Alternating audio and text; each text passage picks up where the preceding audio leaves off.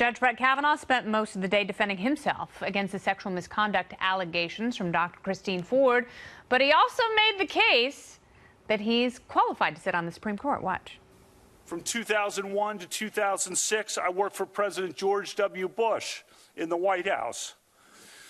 As staff secretary, I was by President Bush's side for 3 years and was entrusted with the nation's most sensitive secrets. For the past 12 years leading up to my nomination for this job, I've served in a very public arena as a federal judge on what is often referred to as the second most important court in the country.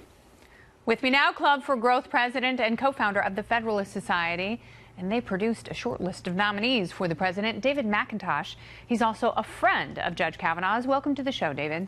My pleasure, Kennedy. Good to be with you. So obviously you put a lot of time and work, a lot of thought and consideration into this list of jurists. You have thousands of people potentially to pick from. But seeing this circus, does it change at all your future process and consideration? Well, the fact is, if they can do this type of smear campaign against Judge Kavanagh, heaven forbid anybody would ever be nominated. You know, they could send St. Peter or St. Paul back from heaven and they would find out something to smear them with. It's so clear to me that what has happened here is Dianne Feinstein and her staff got a hold of this information. They decided, here's how we can use it to the maximum leverage to derail this nomination, and that's what they're doing. It's really unfortunate, that part of it, and I don't buy Senator Feinstein's denial and, proclaimed innocence, that she has no idea how the press found out. That was not an accident, and that whole thing was used as a mechanism to force Dr. Ford into the public eye, and that's incredibly unfortunate. So whether or not Judge Kavanagh makes it through and is confirmed to the Supreme Court, there very easily could be another Supreme Court pick for this president. Who do you think he goes with next? Oh, the list that was put together, and Leonard Leo did a lot of work on that, as did Federalist Society volunteers from all over the country. There are a number of very good people on that list who the president can choose from. He's the president. He may choose someone else, although I think he likes the fact that they're pre-cleared and pre-vetted that way.